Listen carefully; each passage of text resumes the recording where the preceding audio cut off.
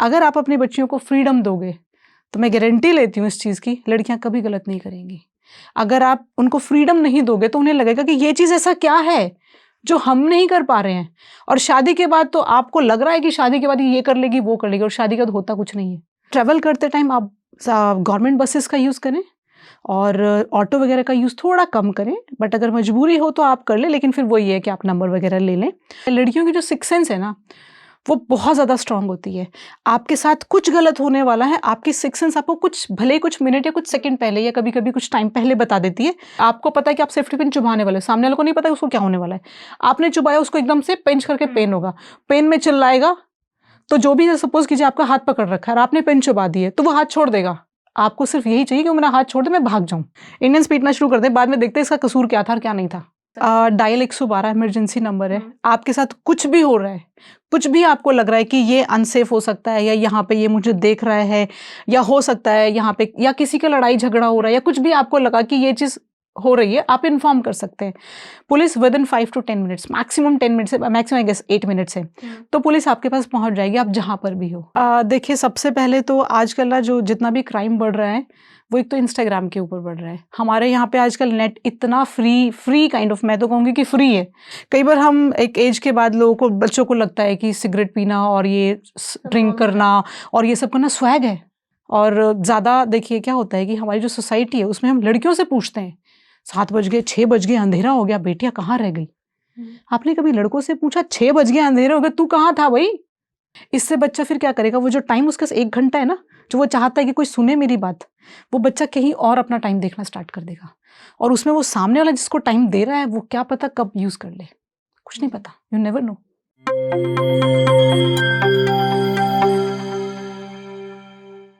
आज महिला दिवस पर हम आपके बीच लेकर आए हैं एक ऐसी बेटी जो साधारण परिवार में रहकर भी असाधारण साहस का परिचय देते हुए दुनिया की सबसे ऊंची चोटी माउंट एवरेस्ट पर तिरंगा फहराती है और बेटियों की खुशहाली के लिए काम करती है। समय और परिस्थितियां उन्हें हरियाणा पुलिस में सब इंस्पेक्टर बनने का मौका देती है। यहाँ भी वे अपनी ड्यूटी पूरी निष्ठा से निभा रही है। आइए आज बेटियों से जुड़े मुद्दों पर रेवाड़ी की बेटी सुनीता चौकन से बात करते हैं। नमस्कार, मैं हूं कोमल राव। एनजेपी हरियाणा के मंच पे आज हमारे साथ मौजूद हैं sub inspector Sunita ji. Ma'am, सबसे पहले आपका स्वागत है। Thank you. आज हम इनसे बात करने वाले हैं वुमेन सेफ्टी को लेकर। तो सबसे पहले आपसे सीधा सवाल यही रहेगा कि आज के टाइम में, जबकि जहां क्राइम इतना बढ़ रहा है, साइबर क्राइम भी काफी बढ़ रहा है, तो जो लड़कियां हैं, महिलाएं हैं, वो अपनी सुरक्षा कैसे करें? देखिए, वैसे तो ये बहुत इंपॉर्टेंट और बहुत डिफिकल्ट क्वेश्चन है, क्योंकि लड़कियां, अगर आप सेफ्टी की बात करें तो लड़कियां अपने घर में भी सेफ नहीं है। आप नहीं कह सकते सामने वाला, चाहे उसका ब्रदर है, चाहे उसका कज़न ब्रदर है, उसके फादर है, चाचा ताऊ कोई भी है, या घर में कोई और फैमिली मेम्बर है, तो लड़कियां सेफ तो कहीं पे भी नहीं है। ये तो आप समझ के चलिए कि सेफ नहीं है, बट स्टिल इतनी भी अनसेफ नहीं है। लेकिन कुछ चीज़ें हैं जो हम कर सकते हैं। लाइक अगर आप कभी भी कहीं बाहर ट्रैवल करती है, देखिए क्या होता है कि जो वर्किंग वुमेन्स होती हैं या जो कॉलेज गोइंग गर्ल्स होती हैं, वो जितनी मर्जी कोशिश कर लें, कई बार सिचुएशन ऐसी आती है कि अकेले उन्हें जाना पड़ता है। अब 24 घंटे ना आपके फैमिली मेम्बर आपके साथ जाएंगे, ना आपके फ्रेंड्स जाएंगे। कई बार होता है कि वैसे तो आप कॉलेज जब जाती है फ्रेंड्स के साथ जाती है, लेकिन कभी कभी आपको अकेले जाना पड़ता है, या कभी कभी अकेले आना पड़ता है। कभी इमरजेंसी आ गया, रात को आपको कुछ लेने जाना है या मार्केट के लिए जाना है, और ऐसे में क्या होता है कि कई बार आप घर आ रही हैं और कोई आपका रिलेटिव नोन आपको मिल जाता है, वो कहता है कि मैं आपको ड्रॉप कर देता हूँ। तो ऐसे में फर्स्ट ऑफ ऑल तो उससे लिफ्ट ना लें, और अगर आपको लगता है कि वो ट्रस्टवर्दी है और आपको उनसे लिफ्ट ले लेनी चाहिए, तो मेक श्योर कि आप उसका नंबर ले लें। Number in the sense vehicle number, जिस व्हीकल में आप जा रही हैं, और अपने फैमिली मेम्बर को या कोई भी आपकी क्लोज फ्रेंड है, आप उसको वो व्हाट्सअप कर दें या टेक्स्ट मैसेज कर दें। और उसके बाद जिसके साथ आप जा रही हैं उसको इन्फॉर्म करें कि देखिए मैंने आपका नंबर, आपके व्हीकल का नंबर अपनी फैमिली को दे दिया है। और उसके बाद आप अपने उनके सामने ही फ़ोन कीजिए, भले ही आप फ़ोन ना करें, फ़ोन लें, जस्ट उसका वो प्रेस बटन दबा दें जिससे कि उसके ऊपर लाइट आ जाए, और आप ऐसे बोले, हेलो मम्मा, हाँ मैं इनके साथ आ रही हूँ और हाफ एन आवर में 15 मिनट में पहुँच जाऊँगी। तो इससे क्या होगा कि सामने वाले को ये लगेगा कि इसने तो अपने घर पे इन्फॉर्म कर दिया है, और जब इसने घर पे इन्फॉर्म कर दिया है तो आपके चांसेस खत्म हो चुके हैं कि आप इसका किसी भी एंगल से मिसयूज़ कर सके। तो वो आपका मिसयूज़ नहीं करेगा। जो प्रेशर आपके ऊपर था, वो प्रेशर अब उसके ऊपर है। अब उसकी वो रिस्पॉन्सिबिलिटी बन गई है कि वो आपको घर पे आपके छोड़ कर आए। तो एक चीज़ तो ये हो गई है। दूसरा, ट्रैवल करते टाइम आप गवर्नमेंट बसेस का यूज़ करें और ऑटो वगैरह का यूज़ थोड़ा कम करें, बट अगर मजबूरी हो तो आप कर लें, लेकिन फिर वही है कि आप नंबर वगैरह ले लें। और जब भी आप जाएँ तो मेक श्योर कि किसी न किसी को इन्फॉर्म करके जाएँ कि आप यहाँ से यहाँ जा रही हैं। और क्या हम एक्स्ट्रा कुछ यूज कर सकते हैं अपनी सेफ्टी के लिए? फॉर एग्जाम्पल मान लो कि अभी हमें दिख रहा है कि ये लोग हम पे अटैक करने वाले हैं, मतलब कहीं ना कहीं हमें पता चल जाता है, हम ऑब्जर्व कर पाते हैं थोड़ा देर पहले ही कि यार कुछ होने वाला है गलत। उस मोमेंट पे क्या हम रख सकते हैं? देखिए, आपने बहुत अच्छी बात बताई है। एक्चुअली मैंने खुद भी ये चीज़ देखी है, लड़कियों की जो सिक्स सेंस है ना, वो बहुत ज़्यादा स्ट्रांग होती है। आपके साथ कुछ गलत होने वाला है, आपकी सिक्स सेंस आपको कुछ भले ही कुछ मिनट या कुछ सेकंड पहले या कभी-कभी कुछ टाइम पहले बता देती है। हमारी प्रॉब्लम ये होती है कि हम अपनी उस फीलिंग को समझ नहीं पाते कि हमारी सिक्स सेंस हमें बता क्या रही है। हम उसको कई बार इग्नोर कर देते हैं। नहीं पता चलता है कि ये सिक्स सेंस हमें क्या बताना चाह रही है। अगर आपको पता चल गया है तो बहुत अच्छी बात है। अगर आपको नहीं पता चला, एकदम लास्ट मोमेंट पे आ गया है, तो जैसे बाकी लोग कहते हैं कि आप कराटे सीखो, ये सीखो, फिजिकली फिट रहो, ये करो, वो करो। क्या होता है कि ये सब चीज़ें करनी चाहिए, ये आपको फिजिकली स्ट्रांग बनाती है और आपको लगता है कि कल को सिचुएशन ऐसी आई तो आप ये कर देंगे, कराटे करके उसे गिरा देंगे, ये कर देंगे। बट क्या होता है कि जब आपके सामने वो बंदा खड़ा होता है और अब आपको पता है कि आप कराटे कर सकते हो, लेकिन आपके माइंड में वो चीज़ है ही नहीं कि करना क्या है, हाथ कौन सा उठाना है, कौन सा नहीं उठाना है। तो इट्स बेटर कि कुछ चीज़ें आप रख सकते हैं, जैसे पेन। पेन कोई बहुत बड़ी चीज़ नहीं है। हमेशा नहीं हो सकता कि आप पेपर स्प्रे लेके जाएँ या कोई भी ऐसा वेपन कैरी करें जो उसका आपको डर भी रहता है कि चोरी हो जाए, गुम हो जाए, कोई और ले ले, आपके उस वेपन को निकाल के कोई दूसरा बंदा यूज़ कर ले और उससे किसी का कुछ गलत कर दे। तो पेन से कुछ नहीं होने वाला। आप पेन लीजिए और अगर आपके पास पेन है, आपको कुछ नहीं करना, पेन हाथ में लेना है, टिक टैक वाला या जो भी पेन है, आपने पेन लिया, ओपन कीजिए उसका कप, उसका जो कैप है, कैप ओपन करने के बाद उसके यहाँ पे मारिए। जब आप उसके यहाँ पे मारेंगी तो थोड़े टाइम के लिए तो वो ऐसा हो जाएगा कि वो आपका पीछा नहीं कर पाएगा और आपको टाइम मिल जाएगा वहां से भागने। देखिए, फाइनली आपका जो मोटिव है वो ये नहीं है कि उसको मारना, आपका मोटिव है कि वहां से जो सिचुएशन है उस सिचुएशन से कैसे आप बच सकें। आपको अपना रेस्क्यू करना है। कोई दूसरा आपकी हेल्प करेगा या नहीं करेगा, हो सकता है कि दूसरे को पता ही नहीं चला कि आपको हेल्प की जरूरत है। तो ऐसे में आपकी जो हेल्प कर सकता है वो आप खुद हैं।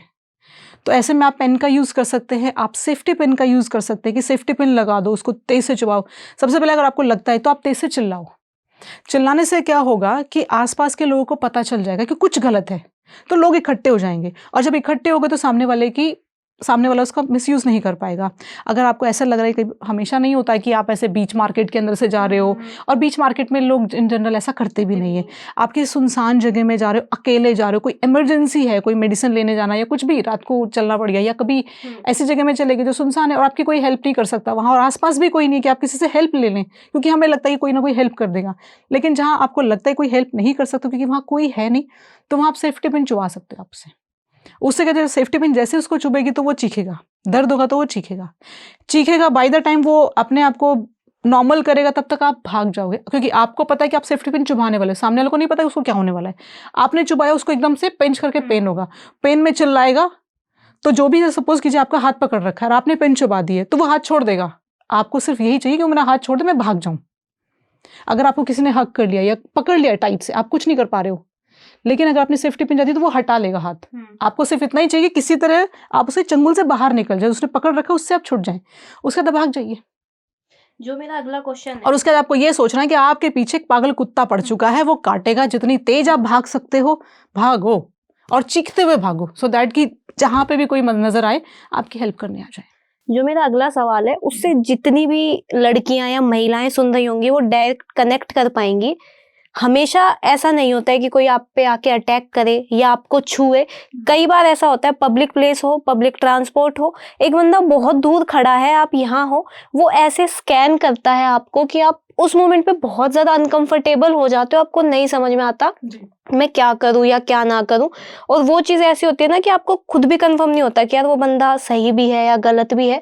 ऐसे केसेस में लड़कियां क्या करें? देखिए, कई बार क्या होता है कि हम किसी की तरफ देखते हैं या कोई हमें देखता है, तो उसके दो चीजें होती हैं। पहली चीज, क्या पता वो हमें जानता है, कभी बहुत पहले मिला था तो उसे वो देखता है, या फिर हम कुछ ऐसी एक्ट कर रहे हैं या कुछ ऐसा हो गया है कि जिसकी वजह से हम पॉइंट ऑफ अट्रैक्शन बन गए हैं, ये भी एक पॉइंट होता है। और तीसरा, मतलब वर्ल्ड फेमस है कि लड़के ने आपको देख लिया है, वो लड़का किसी भी एज ग्रुप का हो सकता है, वो आपको एक पर्टिकुलर एक ही पर्पस से देख रहा है। तो अगर आपको पता लग चुका है कि वो उस पर्पस से देख रहा है, तो क्या तो आप उसकी तरफ घूर के देखो, ठीक है। अगर आपको लगता है कि आप उसको घूर के देख रहे हो और उसने अपनी आंखें इधर उधर कर ली हैं, तो ठीक है, तो आप भी समझ गए, वो भी समझ गया है, वो भी समझ चुका है कि इसको पता लग चुका है कि मैं इसको क्यों देख रहा हूँ, राइट। तो ऐसे में आप और अगर आपको उसके बाद भी ऐसा लगे तो आप साइड चेंज कर दीजिए, या फिर ऐसी जगह थोड़ा, जैसे सपोज कीजिए आप बस में हो, बस में एक बंदा आपसे 10 लोगों के बीच में, एक पैसेंजर पीछे खड़ा हुआ और आप यहाँ खड़े हो और आप ऐसे खड़े हो कि वो आपको देख पा रहा है, आप थोड़ा ऐसे हो जाए कि वो आपको ना देख पाए, ठीक है, बट आपका आई कांटेक्ट उससे ना रहे, लेकिन आप देखते रहो कि वो क्या मूवमेंट करने वाला। हो सकता है कि भीड़ में पता नहीं चला वो आपके पीछे ही आके खड़ा हो जाए, ये भी हो सकता है कि आपने सोचा कि नहीं अब वो मेरे को नहीं देख रहा है, तो पीछे भी आ सकता है। तो अगर आपको लग रहा है कि कुछ ऐसा, तो आप बाकी लोगों को बता सकते हो, क्योंकि आप ऑलरेडी भीड़ के अंदर हो, आप पब्लिक प्लेस में हो, तो वहां लोगों को बता सकते हो बहुत देर से मुझे घूर रहा है। या फिर आपको लगता है आप डायरेक्ट उसको जाके बोलो क्यों घूर रहे हो भाई, मुझे क्यों देख रहे हो, क्या मैं आपके नॉन हूं, जानते हैं आप मुझे, लोगों को बोलूं, लोग ऑटोमेटिक इतना बोला आपने, लोग अपने आप ही आगे खड़े हो क्योंकि पब्लिक प्लेस में हो, लोग मुझे हाँ जी बताइए क्या हुआ क्या नहीं हुआ, इतनी देर पीटना शुरू कर देते हैं भाई, इंडियंस पीटना शुरू कर देते हैं, बाद में देखते हैं इसका कसूर क्या था और क्या नहीं था। और कुछ ऐसे भी लोग होते हैं ना, जैसे आप स्कूटी पे ट्रेवल कर रहे हो, पीछे पीछे स्कूटी लगा लेते हैं, कई देर तक, मतलब काफी देर तक आपके पीछे चले जाते हैं। तो उन लोगों के खिलाफ अगर उस मोमेंट पे हमें कोई एक्शन लेना हो, लाइक स्ट्रिक्ट एक्शन, कि यार ये बदतमीजी हो रही है, बहुत हो गया तुम्हारा, और आपको इतना पता हो कि अगर मैं उतर के कुछ करती हूँ तो हो सकता है कि ये लोग ज्यादा पावरफुल है, मुझसे भाई हमला उमला कर दे कुछ, तो उस मोमेंट पे हम कैसे क्या यूज कर सकते हैं, कि पुलिस को कैसे कांटेक्ट कर सकते हैं? डायल 112 इमरजेंसी नंबर है। आपके साथ कुछ भी हो रहा है, कुछ भी आपको लग रहा है कि ये अनसेफ हो सकता है, या यहाँ पे ये मुझे देख रहा है, या हो सकता है यहाँ पे, या किसी का लड़ाई झगड़ा हो रहा है, या कुछ भी आपको लगा कि ये चीज हो रही है, आप इन्फॉर्म कर सकते हैं। Police with in 5 to 10 minutes, maximum 10 minutes है, मैक्सिमम आई गेस 8 मिनट्स है, तो पुलिस आपके पास पहुंच जाएगी, आप जहां पर भी हो, क्योंकि वो पुलिस व्हीकल से आ रही है, तो वो आपको फॉलो करते जाएंगे आपकी लोकेशन के हिसाब से, आप उनको इन्फॉर्म भी कर सकते हैं। उसके बाद अगर आपको लग रहा है कि ट्रैफिक में किसी ऐसी जगह है जहां ट्रैफिक पुलिस खड़ी है जी, आप ट्रैफिक पुलिस के पास जाइए, आप उन्हें इन्फॉर्म कीजिए कि देखो सो एंड सो ये बंदा बहुत सी देर से मुझे घूर रहे हैं, या हमारे पीछे पीछे चल रहे हैं, फॉलो कर रहे हैं हमें। उसके बाद पुलिस अपना काम कर लेगी, आपको कुछ नहीं करना। अब थोड़ा साइबर क्राइम की बात करते हैं। आजकल के दिन में जो साइबर क्राइम है, जो फ्रॉड है, उनके केसेस लगातार बढ़ते आ रहे हैं। एक रीजन है कि हम जो यूथ है हमारा, वो फिर भी समझता है ये चीज कि हमें हर अननोन लिंक को नहीं चेक करना है, हमें अननोन नंबर से कॉल आता है तो उनको कैसे रिसीव करना है। लेकिन जो हमारे पेरेंट्स है, एक वो कैटेगरी है, उनके पास व्हाट्सएप पे बहुत सारे ग्रुप्स होते हैं, उनको नहीं पता रहता है कि ये लिंक खोले ना खोले, तो उसका बचाव क्या है, उन लोगों को कैसे समझा? देखिए, सबसे पहले तो आजकल ना जो जितना भी क्राइम बढ़ रहा है, वो एक तो इंस्टाग्राम के ऊपर बढ़ रहा है। हमारे यहाँ पे आजकल नेट इतना फ्री काइंड ऑफ, मैं तो कहूँगी कि फ्री है, इतना अवेलेबल है कि आप जितना मर्जी डाटा यूज़ करते जाइए, कोई फ़र्क ही नहीं पड़ रहा है, और आपका रिचार्ज उतने में ही हो रहा है पूरे महीने, आप जितना मर्जी यूज़ कर लीजिए। तो इंस्टाग्राम पे बहुत ज़्यादा क्राइम बढ़ रहा है। आपके पास कोई मेल आ जाती है, उसके साथ कोई मालवेयर भेज रहा है साथ में उसके अटैच करके, तो अगर आप जब भी कोई मेल आए तो आप देखिए क्या जिससे मेल आई है, क्या मेल ID वो आपके पास है ऑलरेडी, आपके किसी नोन की है। अगर नोन की नहीं है, ऑटोमेटिकली डिलीट कर दीजिए। अगर आपके पास ऐसा लग रहा है कि आपके पास कोई अननोन नंबर से वीडियो कॉल आ रहा है, video call first of all receive ही मत कीजिए, आप मत रिसीव कीजिए। अगर आपको बात करनी है तो वो बंदा खुद आपको, जो मेल है या फीमेल है, वो अपने आप खुद फ़ोन करेगा आपको। अगर आपको लग रहा है कॉन्स्टेंटली बार बार कर रहा है, डेट ऑफ कर दीजिए, फ़ोन नहीं करेगा वो। और अगर आपके पास फ़ोन आ गया है तो रिसीव मत कीजिए, क्योंकि हो सकता है कि आपने तो रिसीव इसलिए किया है कि सामने वाला कोई नोन है, लेकिन जब आप रिसीव करते हैं तो सामने से कुछ ऐसी चीज़ होती है जिसको आप कुछ नहीं कर पाते और वो उल्टा आपको फंसा देता है। आजकल कॉल्स ऐसी भी आती हैं कि मैडम आपके पेरेंट्स ने, स्पेशली जो सीनियर सिटीजन्स, उनके लिए फ़ोन आता है कि आपके पेरेंट्स ने ना हमें फ़ोन नंबर दिया था ये वाला, और हमने उनसे पैसे लिए थे, तो मैं आपको पैसे देना चाह रहा हूँ। आपको सबसे पहले अपना अकाउंट चेक करना है, गूगल पे जाइए, या जो भी आपके अकाउंट में है, आपका जो फ़ोन में जो भी है, उस पर आप चेक कीजिए कि क्या सच में वो पैसे आए हैं। 99.9% ये पैसे नहीं आते हैं, क्योंकि ये जस्ट फेक मैसेज आता है, और कॉल के बाद वो मैसेज भी गायब हो और वो हमेशा एक और चीज़ करेंगे, वो कॉल करते टाइम आपको कहेंगे ऑनलाइन ही रहना, ऑफलाइन मत होना। ठीक है, आपने अपने अकाउंट में चेक किया, अगर आपके अकाउंट में नहीं है तो मत दीजिए। 90% तो ये फेक मैसेजेस हैं, तो आपको देने की ज़रूरत ही नहीं है। सीनियर सिटीजन्स के साथ ये हो जाता है कि वो आपको ये फ़ोन करके ये कहते हैं कि जी आपके ना बैंक की, आपका ATM कार्ड पुराना हो गया है, न्यू कराना है, या आपके बैंक की ये चीज़ें इन्फॉर्मेशन हमें चाहिए आपको, अदरवाइज़ आपका जो अकाउंट है वो क्लोज हो जाएगा, या फिर आपका ATM कार्ड ही हो जाएगा, या फिर आपके पैसे डिडक्ट हो जाएंगे। फिर अगर आप ये कहेंगे कि नहीं मैं बैंक में जाके बात करता हूँ बाद में, तो फिर कहेंगे आप मेरे सीनियर से बात कीजिए, इतना प्रोफेशनली लेवल से बात, वो सीनियर से बात करवाएंगे और सीनियर उनके ऐसे बात करेंगे नहीं मैम आपको करना पड़ेगा, अगर आप नहीं करेंगे तो 15,000 रुपीज़ आपके अकाउंट से डिडक्ट हो जाएंगे, ऐसा हो जाएगा वैसा हो जाएगा। आपने सिंपली कहना है ठीक है आपको डिडक्ट करने आप डिडक्ट कर लीजिए, मेरा अकाउंट बैंक में है तो मैं कंसर्न बैंक जो भी नियरेस्ट बैंक है मैं उस बैंक में जाऊंगी, वहां पे जाके अपनी इन्फॉर्मेशन जो भी देनी होगी वो देंगे। कई बार वो फ़ोन करके कहेंगे कि आपके जो आपका जो ATM कार्ड है उस पर 4 डिजिट पीछे नंबर है, वो नंबर बता दीजिए, या फिर वो कहेंगे कि आपका ऑनलाइन है अकाउंट तो आप ये डिटेल दे दीजिए। तो आपको कोई डिटेल नहीं देनी, क्योंकि कोई भी बैंक आपसे कभी डिटेल नहीं मांगता। तो जब बैंक डिटेल नहीं मांगता तो वो कैसे मांगेगा? नहीं देना, आपने देनी नहीं है। कई बार क्या होता है कि हमारा ATM कार्ड कहीं गुम हो गया या कोई चीज़ गुम हो गई और हमें देखना है कि फटाफट हमें अपना ब्लॉक कराना है, तो हम क्या करते हैं, जैसे ही गूगल करते हैं सबसे ऊपर नाम होगा, सपोज कीजिए SBI बैंक है, SBI bank customer care number, fake number है वो। आपने कस्टमर केयर को कॉल किया कि मुझे अपना अकाउंट, मेरे ATM कार्ड गुम हो गया है, मुझे अपना अकाउंट ब्लॉक कराना है। उनको पता लगा ATM कार्ड ब्लॉक है, ATM कार्ड गुम हो चुका है जी, पैसे निकाल लो। उनको पता चल चुका है कि ये तो पैसे निकालने वाली मुर्गी ऑटोमेटिकली फंस गई है। तो ऐसे में आप किसी और का ATM कार्ड लीजिए, ATM कार्ड के पीछे नंबर लिखा होता है, टोल फ्री नंबर, आप उस नंबर पे कॉल कीजिए, या फिर आप अपने बैंक में जाइए और वहाँ इन्फॉर्म कीजिए। तो किसी भी फेक नंबर पे नहीं करना है, क्योंकि फेक नंबर्स दिखते हैं ऑनलाइन, आपको दिखते वही फेक नंबर्स हैं, तो उनसे बचना है। अब थोड़ा फोन के इस्तेमाल पे बात करते हैं। उम्र की हिसाब से हम देखें कि एज वाइज हम देखें तो किस कैटेगरी के बच्चों को, या फिर बच्चे समझ लीजिए, फिर यूथ भी हमारा हो गया, किसको कितना फोन यूज करना चाहिए, क्योंकि इसके भी साइड इफेक्ट्स काफी ज्यादा है। देखिए क्या है कि जब कोविड टाइम आया था ना, उसके बाद, उससे पहले क्या था कि पेरेंट्स अपने बच्चों को फ़ोन का इतना यूज़ नहीं करने देते थे। कोविड आने के बाद ना सारी चीज़ें ऑनलाइन होगी, होमवर्क ऑनलाइन आने लगा है, टीचर क्लासेस ऑनलाइन ले रहे हैं, तो उसके बाद पेरेंट्स को लगा कि अब तो देना उनकी मजबूरी हो गई है। उसके बाद फिर पेरेंट्स ने अपने बच्चों को मॉनिटर करना बंद कर दिया है। उन्हें लग रहा है कि नहीं इतने टाइम से बच्चा होमवर्क मिल रहा है और बच्चा अपना काम कर रहा है, तो अभी चेक करने की ज़रूरत नहीं है, बट आपको मॉनिटर करना चाहिए। जब भी आपका बच्चा देख रहा है वो क्या देख रहा है। कई बार क्या होता है कि बच्चा अपनी क्लास ले रहा है, या सपोज कीजिए कोई मैथ्स की कोई क्वेरी है या कुछ भी है, उसने गूगल पे डाला या फिर यूट्यूब पे डाला और उसने वहाँ से देखना स्टार्ट किया, वो वीडियो देख रहा है। वो जो वीडियो देख रहा है वो अपने सब्जेक्ट से रिलेटेड ही देख रहा है, लेकिन क्या होता है स्क्रॉल करते हुए नेक्स्ट वीडियो, कुछ नहीं पता क्या आ जाएगा। बच्चा कुछ भी अनसन देखना स्टार्ट करता है। क्या होता है कि आपने एक वीडियो देखा है, वो थोड़ा अनएथिकल है, आप नहीं देख सकते, स्पेशली आप बच्चे हो तो नहीं देख सकते, लेकिन आपने वो देख लिया।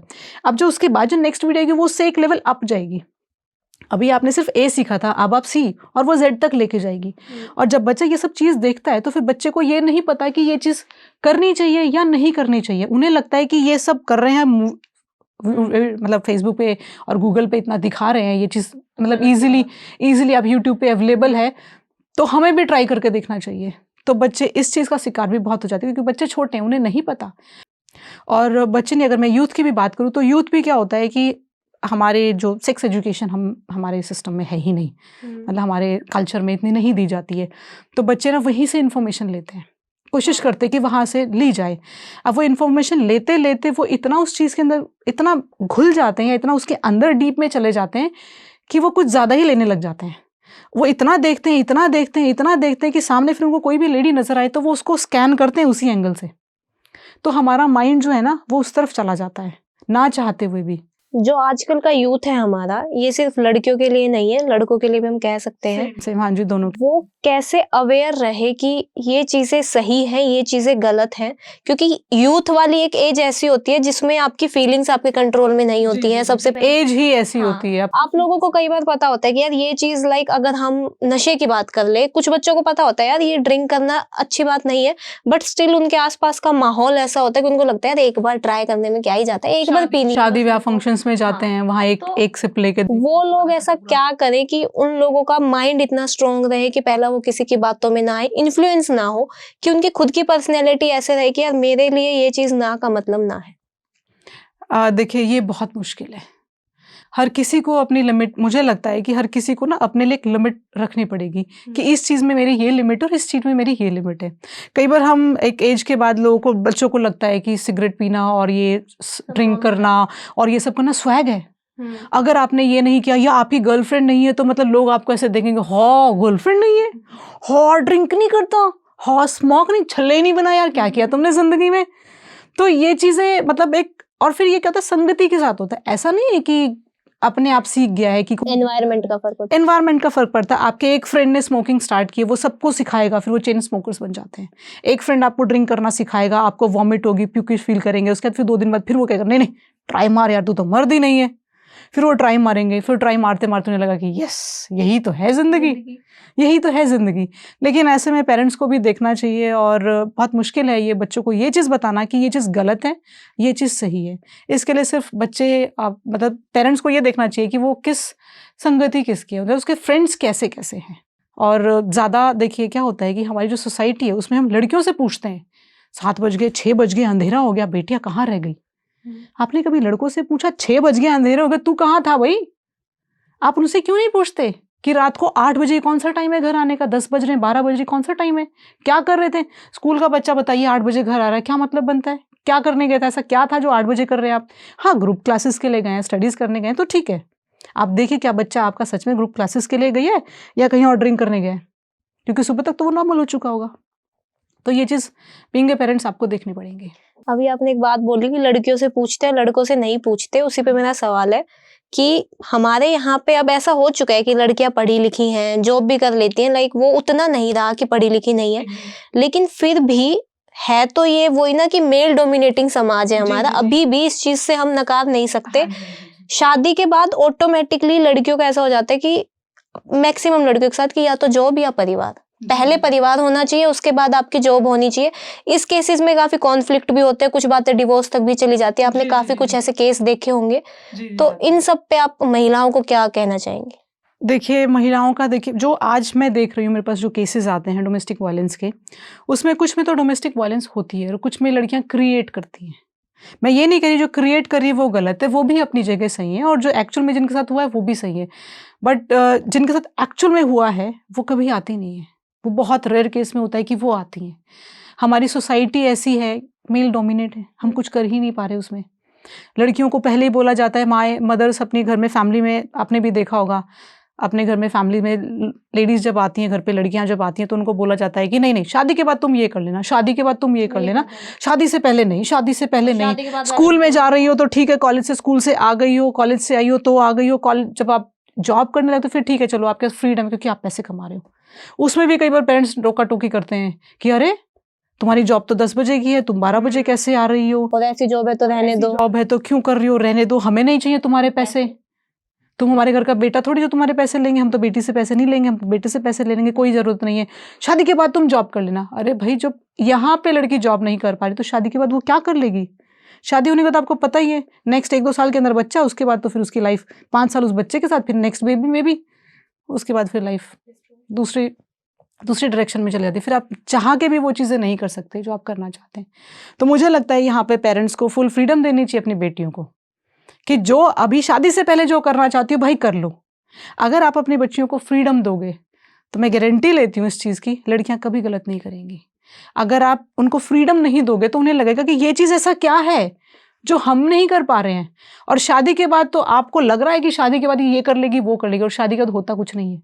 शादी के बाद तो घर से बाहर निकलने के लिए भी 4 लोगों से परमिशन लेनी पड़ती है, सास नहीं मानेगी, ससुर नहीं मानेंगे, अब ये मान गए तो हस्बैंड नहीं मानेंगे, और सब कुछ मान गए तो अब आपके पास बेबी है, वो बेबी को आप छोड़ ही नहीं सकते, वो तो आपकी रिस्पॉन्सिबिलिटी, तो 24 घंटे की रिस्पॉन्सिबिलिटी है। उसके अलावा फैमिली भी देखनी है, घर भी देखना है, घर का काम भी देखना है, तो आप उनको फ्रीडम दीजिए। आप उनसे, मैं ये नहीं कहती कि आप एकदम ही उनके साथ फ्रेंड बन जाइए, आप भले ही फ्रेंड ना बने, लेकिन इतना हो सके कि वो बच्चा आपको खुल के बता सके कि मेरे साथ ये प्रॉब्लम है। आप उनको टाइम दीजिए। आजकल मैं देख रही हूँ कि जो पेरेंट्स हैं, फादर भी जॉब कर रहे हैं, मदर भी जॉब कर रही है, बच्चों को टाइम ही नहीं दे पा रहे हैं। अगर आप उन्हें टाइम ही नहीं दे रहे, आप अपने फ़ोन पे बिजी हैं, वो अपने फ़ोन पे बिजी हैं, सब अपने फ़ोन पे बिजी हैं, और जब टाइम मिला तो कभी आप नेटफ्लिक्स में मूवी देख रहे हैं, कभी कुछ देख रहे हैं, कभी कुछ देख रहे हैं, तो आप बच्चे को टाइम नहीं दे पा रहे। इससे बच्चा फिर क्या करेगा, वो जो टाइम उसके 1 घंटा है ना, जो वो चाहता है कि कोई सुने मेरी बात, वो बच्चा कहीं और अपना टाइम देखना स्टार्ट कर देगा, और उसमें वो सामने वाला जिसको टाइम दे रहा है वो क्या पता कब यूज़ कर ले, कुछ नहीं पता, यू नेवर नो। धन्यवाद, आपने हमें समय दिया। Thank you ji.